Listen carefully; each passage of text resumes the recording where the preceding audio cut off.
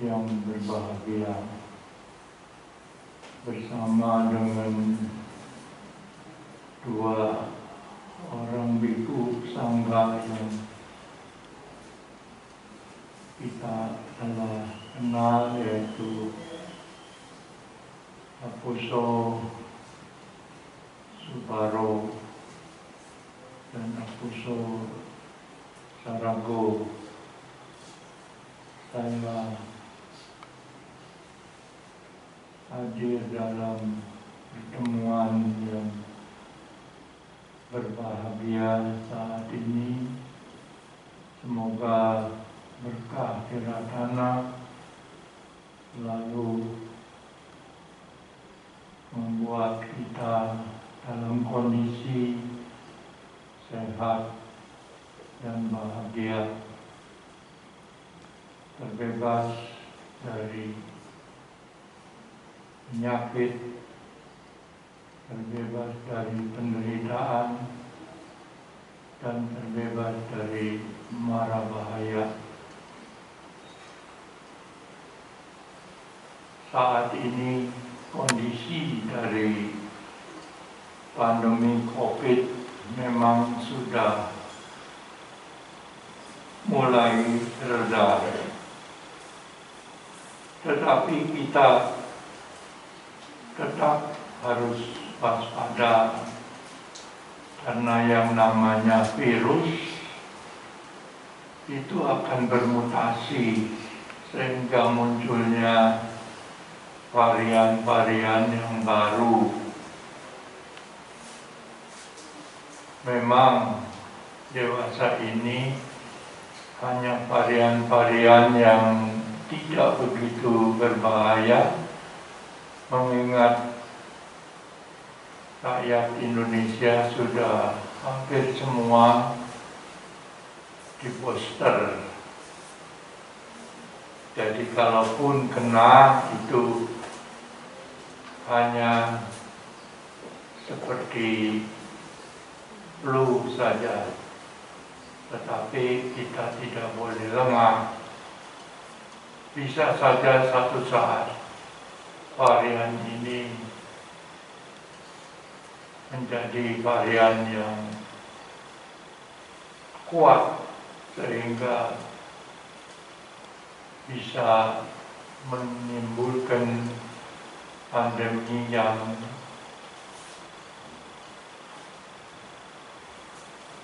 membawa penderitaan, dan tentu kita tidak mengharapkan seperti ini.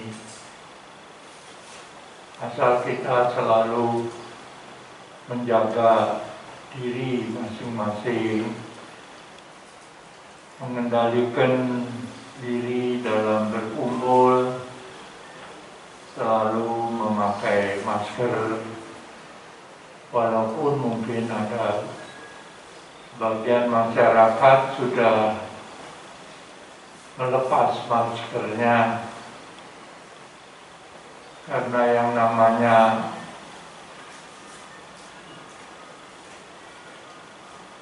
virus itu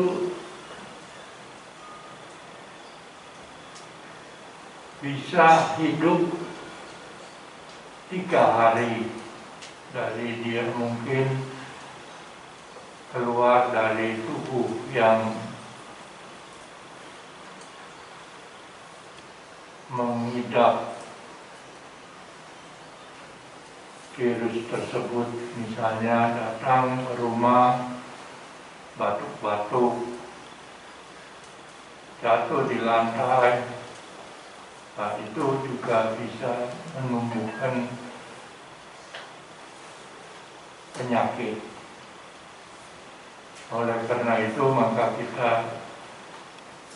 bijaksana kalau selalu waspada, jangan lupa masker digunakan sebagai alat pelindung pernapasan.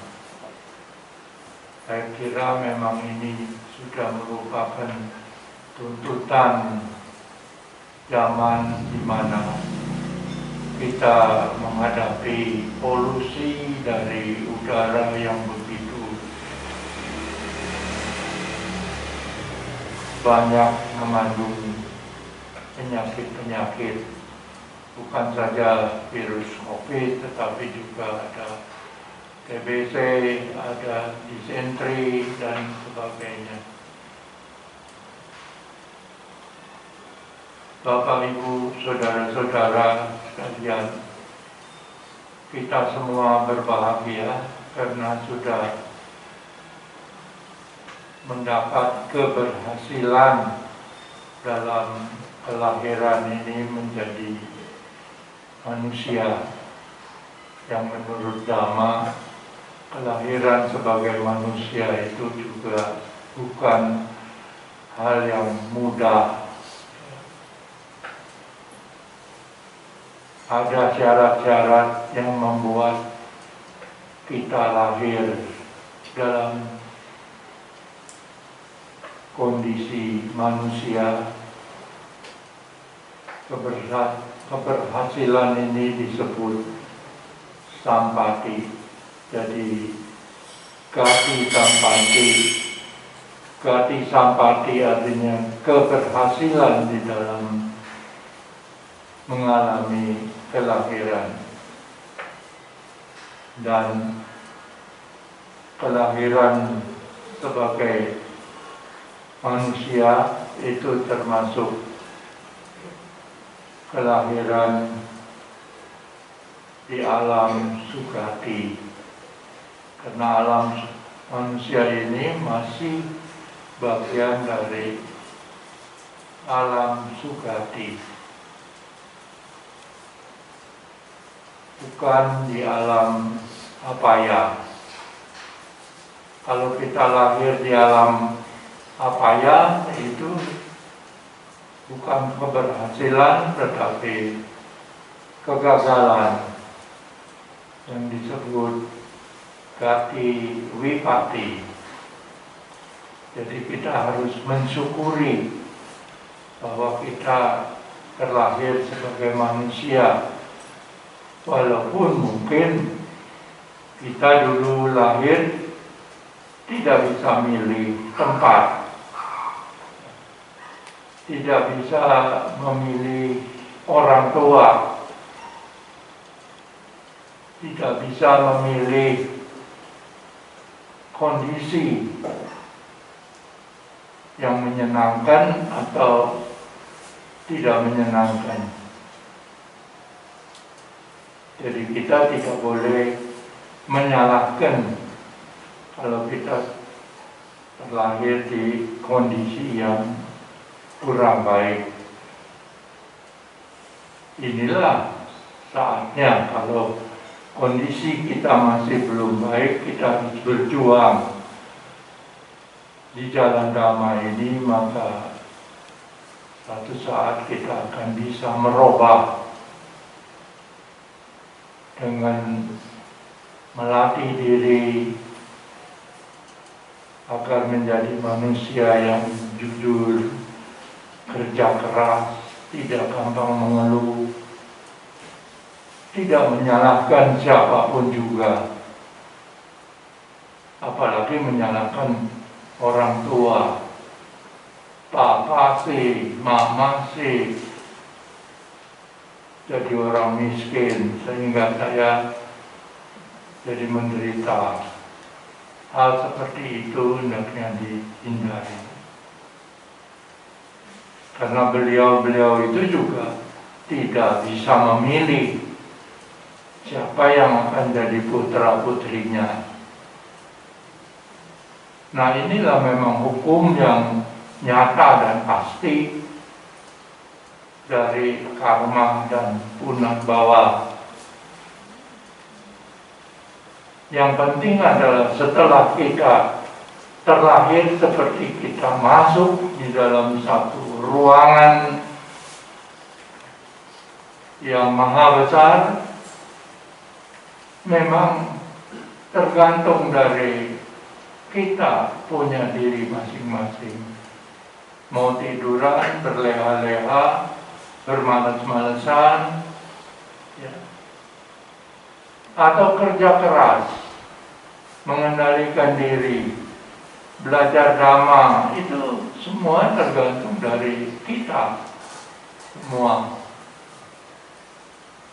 Karena setelah satu makhluk lahir sebagai manusia, maka dia punya potensi untuk merubah kondisi yang tidak baik menjadi baik, yang masih kurang menyenangkan menjadi menyenangkan.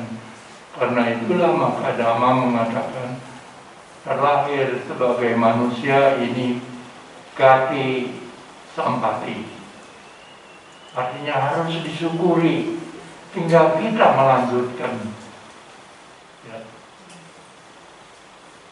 Jadi seperti Sang Buddha mengatakan, diri kita sendiri yang bertanggung jawab, bukan siapa-siapa. Karena itulah maka beliau juga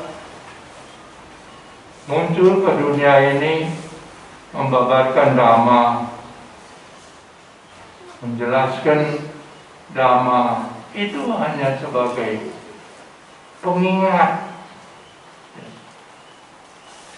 Jadi mengingatkan kita, ini Dhamma yang harus selalu ingat. Ya. Persis seperti orang tua kita dulu memberi kita nasihat yang baik. Selanjutnya ya tinggal kita sendiri mau mengikuti nasihatnya atau kita abaikan. Karena itu maka Guru Agung Buddha Gautama, guru kita, itu hanya sebagai penunjuk jalan. Dan beliau itu buat kita sebagai Dhamma Pita. Ya. Dhamma Pita artinya orang tua, ayah ya, di dalam Dhamma. Dan setiap kali kita mengulangi nasihat-nasihat beliau melalui pemahaman, parita, meditasi,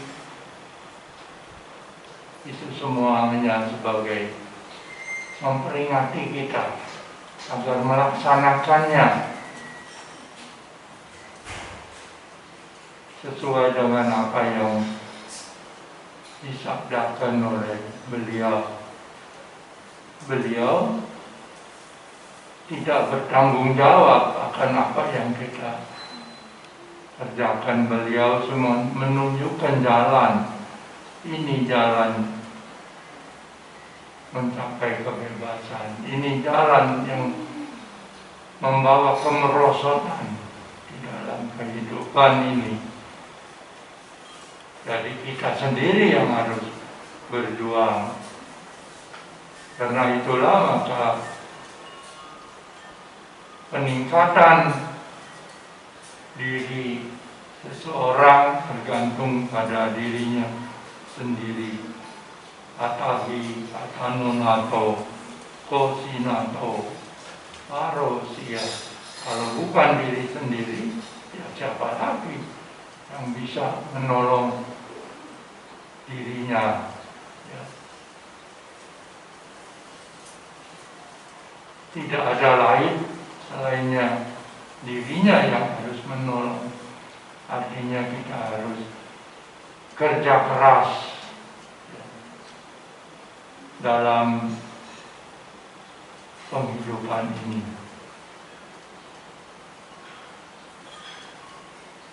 Karena kita tahu bahwa kelahiran seorang manusia sangat-sangat susah.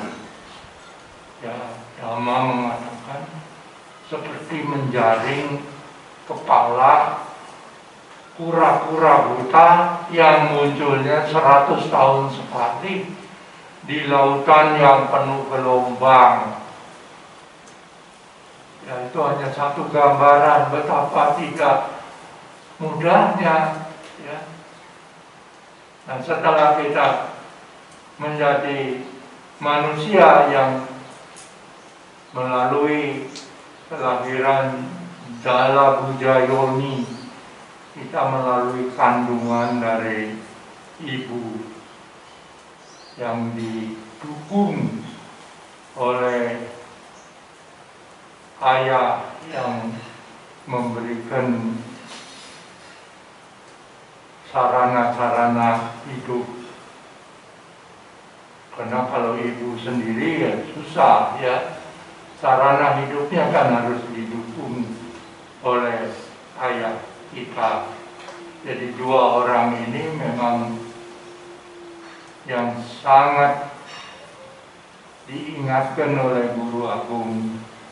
Pada umumnya orang sulit untuk membalas jasa pengorbanannya.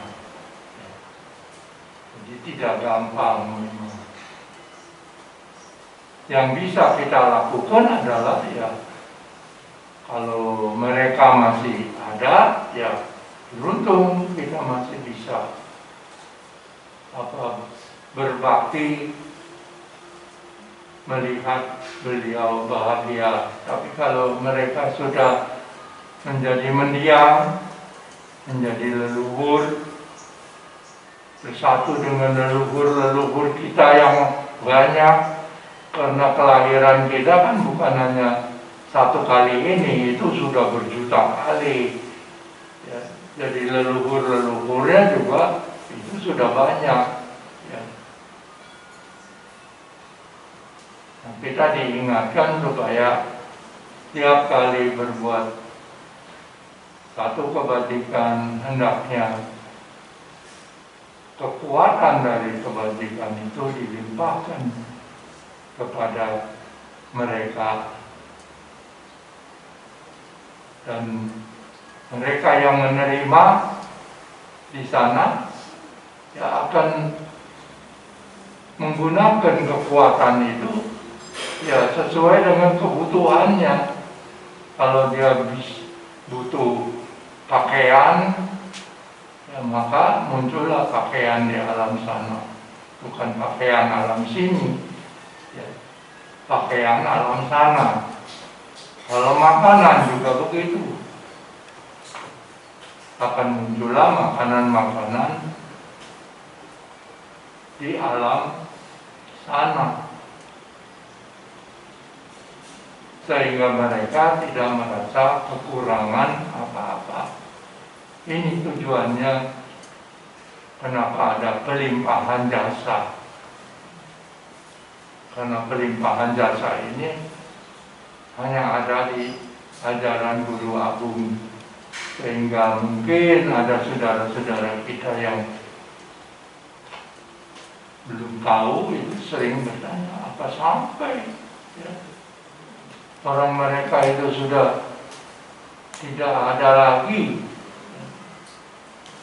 Hal seperti ini pun pernah ditanya oleh Brahmana Janusoni kepada Guru Agung.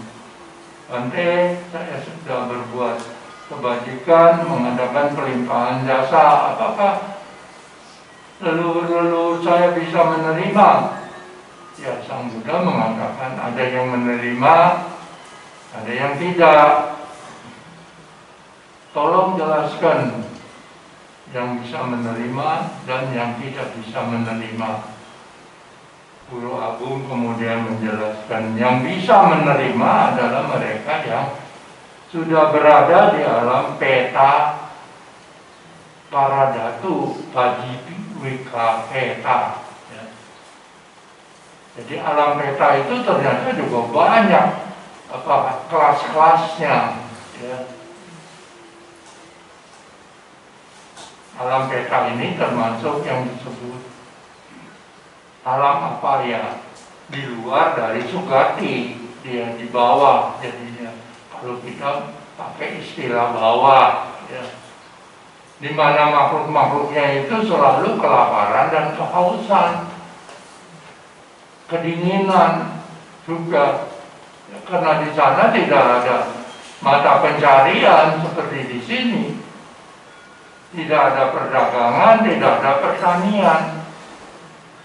Nah, salah satu yang disebut Paradatupa Jivika peta ini, ya peta yang kelasnya istilahnya ini paling atas, ya, karena kalau dia mendapat pelimpahan jasa, bisa menerima, ikut berbahagia, dia bisa pindah, ya, ke alam yang lebih baik. Ya, misalnya alam manusia, walaupun mungkin manusia yang tidak kaya, ya, tetapi itu sudah berbahagia, karena yang namanya manusia kan makhluk yang manunya tinggi, mano uca, jadi tinggi, dia punya skill atau intelek, ya. Nah, saking tingginya maka manonya ini, pikirannya ini, batinnya ini bisa diolah, digembleng untuk maju, meningkat. Ya, contohnya misalnya Bapak Presiden kita kan juga bukan dari keluarga kaya raya, tetapi karena penggemblengan, ya, mungkin ada yang sebut karena digodok di kawah candra di muka, sehingga dia bisa tahan banting, tahan uji, ya, sehingga moralnya juga menjadi kuat, punya diri dan otapa, punya bakti kepada orang tua. Nah, inilah yang merupakan berkah dari perbuatan-perbuatan baik itu, sehingga berhasil mendapatkan yoga sampati, kondisi yang mulia, kondisi yang baik, ya, jadi orang pertama di Indonesia. Ya.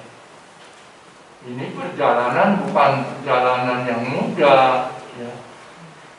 Nah, setelah kita jadi manusia ini, nah, kita juga harus berjuang. Jangan berleha-leha, jangan bermales-malesan. Ya, mari mulai dari Upasaka, Pasika, Biku, Samanera, Biku,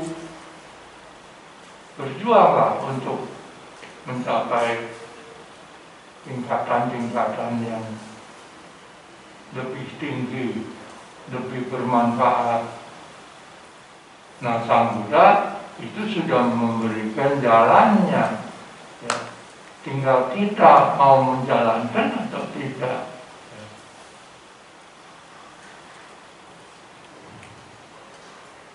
Nah, oleh karena itulah maka kelahiran kita tidak mudah. Kelahiran kita ini harus punya bekal untuk menjadi manusia, terutama ya kebiasaan-kebiasaan baik, moral yang kuat, ya. Sehingga dalam Abhidhamma pun disebutkan, ada yang disebut carita-carita, artinya ya background dari seseorang di dalam meditasi itu. Ada yang disebut loba carita, moha carita, dosa carita, ya. Ya, itu tidak lain karena itu kebiasaan yang tidak baik, tetapi ada juga kebahagiaan yang baik, misalnya seperti budi carita, ya, budinya sudah diolah di dalam kelahiran yang lalu. Bakti carita, punya bakti yang kuat. Sada carita, punya keyakinan yang kuat. Jadi itu semua adalah berhubungan dengan proses hukum karma dan punabhawa. Karena itu maka ketika seseorang akan tutup usia, maka hukum kesunyataan ini memberi bekal kepada kesadaran atau patisandhi yang akan melanjutkan proses di alam yang baru yang kita kenal sebagai patisandhi cita. Kalau cita yang sekarang itu ya nanti pada saat terakhir disebut cuti cita. Kalau cuti cita datang itu berarti ya sudah tutup usia. Ya. Jadi dalam ajaran Buddha kalau sudah sampai cuti cita ya berarti meninggalkan tubuh jasmani ini. Sehingga ketika tubuh jasmani ditinggalkan karena sudah sampai pada cuti cita, maka Dhamma mengatakan akhirang watayang kayo batawi ngadi sesati sudo apeta inyano niratangwa kaligara. Bila mana kesadaran terakhir sudah meninggalkan tubuh jasmani ini, maka tubuh ini akan terbaring seperti batang kayu yang tidak berguna lagi. Artinya terserah keluarga yang mau mengurusnya, mau membuangnya, mau meletakkan di dalam tanah, mau dibakar, itu terserah dari keluarganya masing-masing, ya. Karena itu sudah batang kayu yang tidak ada artinya lagi, ya. Itulah yang disebut ya, mengalami marana. Tubuhnya sudah berproses mengalami kehancuran. Artinya kalau dibiarkan, ya dia akan seperti lilin meleleh, ya. Sedikit-sedikit terus meleleh. Karena itu maka bukan hanya manusia biasa seperti misalnya para biku di Thailand yang nanti akan saya juga melayat ke sana itu ya biasanya ditaruh di satu tempat, ya badannya itu meleleh sampai menjadi kering air, karena badan kita ini tidak lain 75% air, ya. 75% air isinya, ya, baru duduk sebentar sudah keringetan, nah, berarti tahu kita waduh badan saya ini ada airnya, ya. Jalan sedikit sudah berkeringat dan sebagainya. Nah ini harus dipahami kita sebagai umat Buddha. Jadi kemudian ya ditinggalkanlah itu. Dan patisandhi citanya, artinya yang menggantikan cuti cita itulah yang terus berproses langsung otomatis sesuai dengan bekal yang diberikan sangat tepat sekali, ya. Boleh dikatakan hanya seperti 1 detik membalikan telapak tangan gitu. Apa yang diberi bekal, nah ini juga harus kita mengerti karena kita mengalami dan juga keluarga kita di sekeliling kita juga mengalami. Kalau tidak mengerti kan nanti jadi bingung. Ya satu itu kamanimita. Kamanimita artinya yang akan meninggal ini itu melihat film dirinya sendiri, film dirinya sendiri. Ya. Apa dulu yang dikerjakan itu, profesinya apa? Ya. Ada satu cerita itu seorang biku mempunyai ayah yang suka berburu. Sebagai biku dia tentu sudah memperingatkan agar ayahnya ini menghentikan jangan berburu.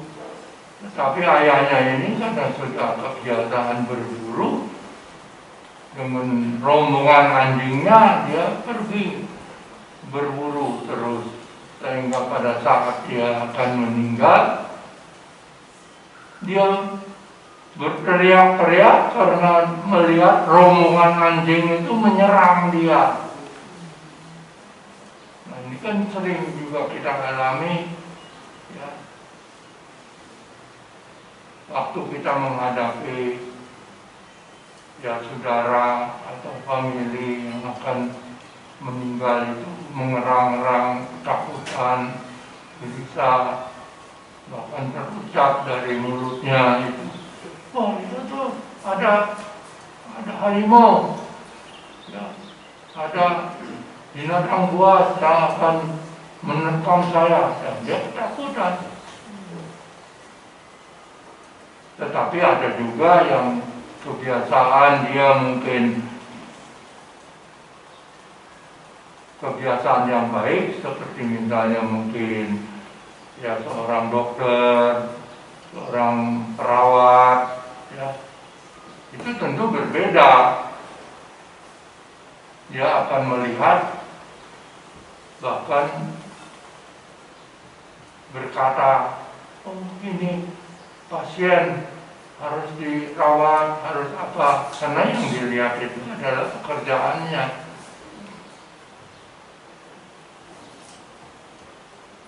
Ya kalau yang baik ya tentu tidak menimbulkan efek yang menyeramkan, tetapi kalau yang tidak baik kan seperti ayahnya ini biku, namanya siapa itu, Apuso, ada yang ingat?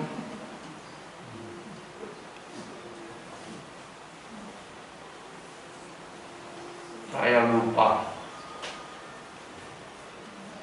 Nah, biku yang sudah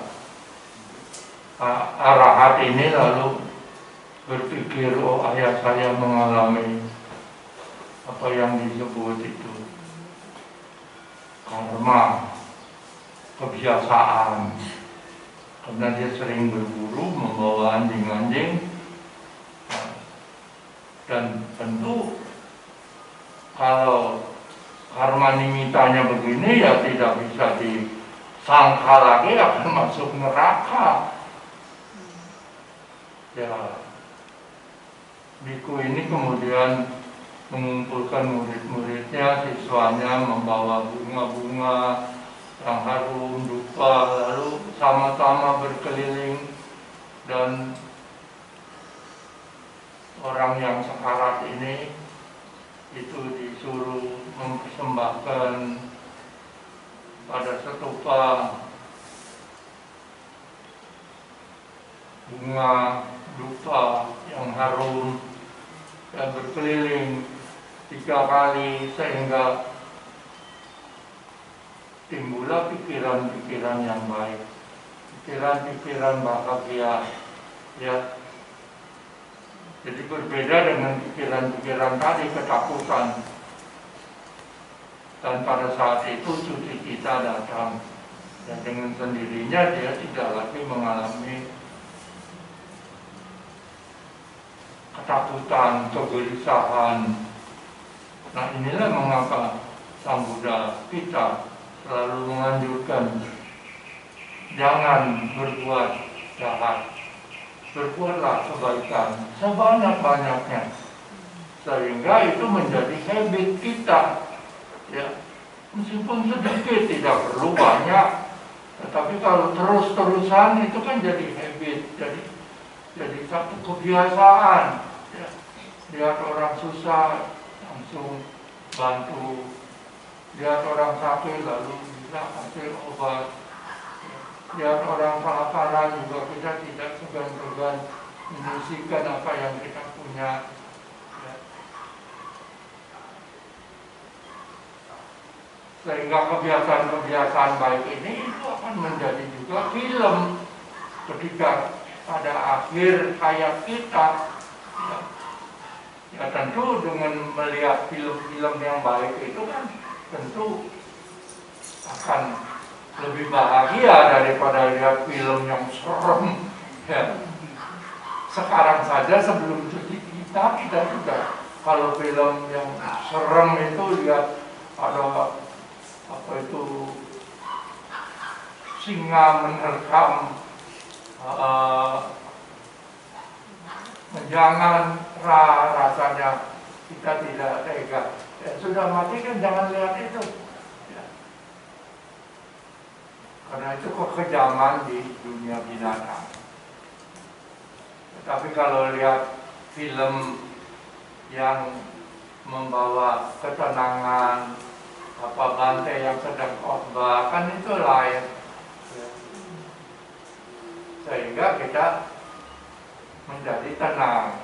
Nah, begitu juga pada fase kamanimita ini. Dan setelah itu muncullah yang disebut kamanimita, kamaramananimita, artinya melihat senjata atau alat lah yang biasa kita gunakan, ya.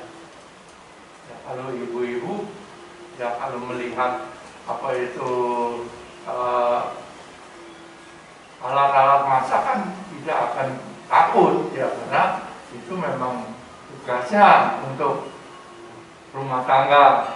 Tapi kalau seorang penjaga yang melihat golok yang dimana dia golok itu mengejar-ngejar dia, dan itu bisa dibaca dalam nama pada kata-kata tentang Sunda, ya.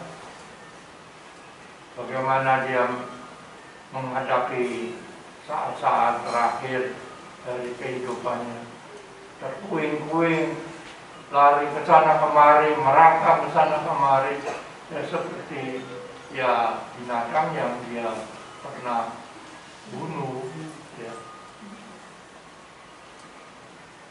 Nah, kemudian baru gati nimita, artinya alam di mana dia nanti akan melanjutkan perkembangan hati sandinya itu, ya. Kalau lihat Vihara Dhamma Caku, ya sudah bagus, sudah apa, ya itu bagus kan, tenang. Tapi kalau lihat misalnya hutan, di mana banyak ular, banyak apa, menjijikkan, ya itu tentu akan menimbulkan kegelisahan. Karena itu maka umat Buddha ya dianjurkan kalau kita menghadapi ya saudara atau famili yang sedang gelisah itu, ya kita arahkan ke arah yang lain, misalnya dengan memperdengarkan Parita Karania atau Manggala Sutta, ya dengan artinya, ya seperti tadi itu. Kan itu akan lebih baik daripada tidak sama sekali. Siapa tahu itu bisa merubah gati nimita yang akan dialami.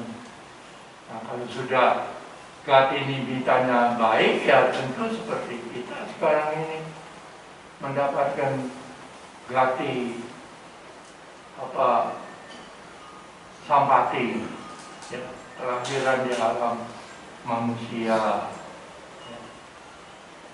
Itu proses yang ada di dalam kitab Suci Tipitaka, di mana Sang Buddha itu bukan spekulasi, beliau itu memang maha tahu, melihat dengan batinnya ketika beliau itu mencapai salah satu pengetahuan luhur sebelum mencapai total sempurna, itu ya, itu yang disebut cutu papata. Jadi melihat proses dari kelahiran dan kematian makhluk-makhluk itu di alam ini. Dan umat Buddha harus juga tahu bahwa kelahiran di alam surga atau dewa itu bukan satu, alamnya banyak, ya, di mana itu tergantung dari tingkat kita punya paramita. Dan kelahiran itu sering ditanya, saya nggak ingat yang dulu. Ya memang kalau lahirnya secara jala buja yoni, ya mana bisa ingat, karena coba saja itu dari kecil sekali itu di dalam perut ibu, ya, sampai dia punya kepala, punya tangan, punya jantung, punya itu melalui satu proses itu 9 bulan, ya. Nah, jadi patisandi kita itu, ya, kalau memang dari manusia ke manusia itu saja sudah begitu lama dia, ya. Jadi tidak ingat, sehingga dulu dikatakan bahwa kalau suci itu di sono Jamlong kita dikasih minuman supaya lupa, katanya. Ya, itu kan cerita legenda. Tapi ini kan Dhamma kan mengatakan ya itu karena bawangga masuk ke dalam bawangga, artinya tenang, tidur, tapi punya potensi untuk berkembang, ya. Ya persislah seperti kita ambil satu biji mangga, biji apa, kita tanam. Nah dia kan diam dulu di situ, nanti dia baru mulai berkecambah, keluar apanya itu, ya, bakal daun, bakal batang dan sebagainya. Nah itu proses tumbuh-tumbuhan saja begitu. Nah begitu juga manusia. Jadi tidak gampang untuk mengingat, ya, tidak gampang. Yang bisa mengingat adalah kalau kita opapatika yoni, jadi langsung. Nah karena itu kalau kita opapatika yoni, ya kita bisa. Itulah sebabnya ada orang-orang tertentu yang masih bisa mengingat kelahirannya yang dulu bagaimana, ya. Nah, itu karena kuat sekali dia punya kemelekatannya, ya. Nah, itu pun jarang terjadi. Tapi kalau menjadi peta ya tahu. Kalau menjadi peta kan itu patika yoni kita, itu langsung jadi peta. Atau menjadi dewa, nah, itu juga patika, langsung dewasa, ya, dengan sendirinya tahu, oh iya dulu saya begini, jadi manusia begini. Tapi kalau ya kelahiran sebagai jala buja yoni, ya tentu tidak gampang ingat, tetapi kelahiran itu tetap ada, ya. Dan ini bukan kelahiran yang pertama, ini kelahiran yang masih berjuta-juta akan kita alami, ya.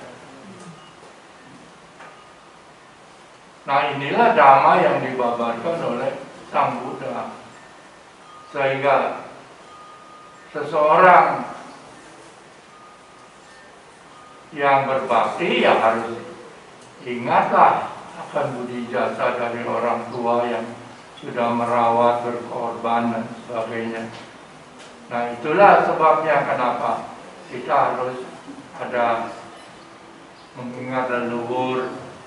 Ya paling tidak kalau tradisi itu kan 3 kali tahun. Ada tahun baru, ada cengbeng, ada cisgue, ya.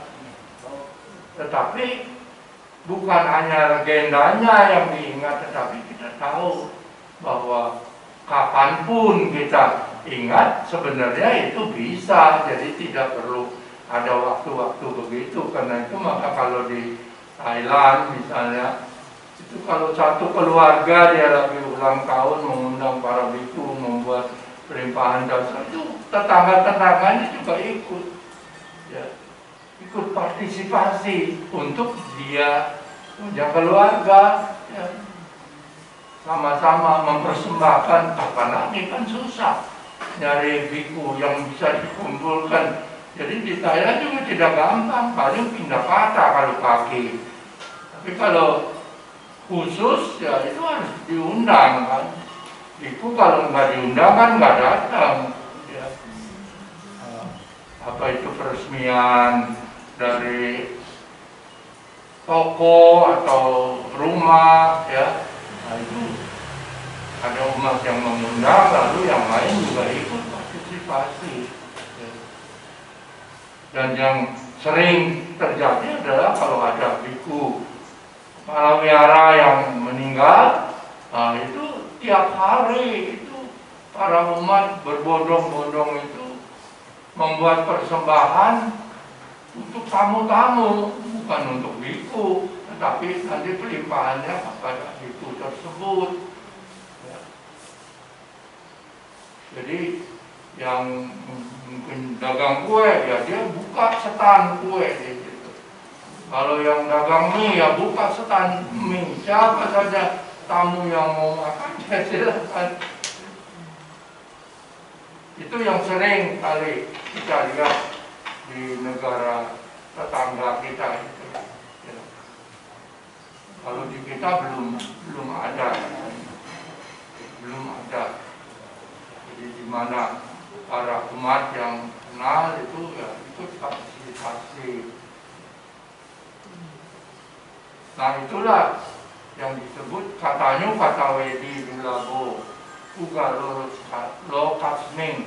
Jadi memang tidak banyak, ya, tidak banyak orang yang mau mengingat budi jasa dari orang tuanya, mengingat budi jasa dari orang-orang yang dulu pernah berkorban dalam kehidupan ini untuk dirinya. Ya. Ya mudah-mudahan Bapak Ibu Saudara-saudara ini termasuk yang jarang. Ya lanjutkanlah itu terus supaya kita bisa mempunyai apa itu berkah dari perbuatan baik itu, karena mengingat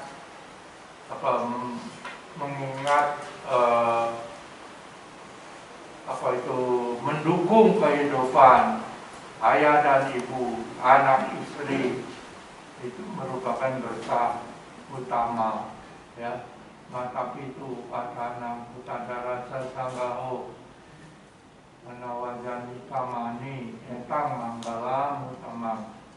Jadi itu salah satu dari Manggala Sutta yang tadi kita baca, ya. Nah, semoga Bapak Ibu Saudara-saudara dengan perbuatan-perbuatan baik yang terus dilakukan itu akan juga menjadi pelindung untuk kita jangan mengalami mara bahaya, penyakit dan penderitaan, ya. Orang kita sudah punya gati sampati, nah ini jangan sampai hilang, dikembangkan terus, ya. Sesuatu yang luar biasa, apa ini keuntungannya jangan kita sia-siakan. Setelah kita lahir lalu terus ya sudah males-malesan aja, ya, yang akan datang itu kumaha wae, ya, biar aja begitu. Ya bukan begitu, kalau ajaran Buddha ya harus sekarang kita kerja, ya. Jadi jangan, itu terserah nanti aja. Ya kapan, ya. Jadi jangan punya pikiran seperti itu. Ya semoga kita semua selalu berbahagia di jalan Dhamma dari Guru Agung Buddha ini. Sabe sata bawantu supitaka. Semoga semua makhluk hidup berbahagia.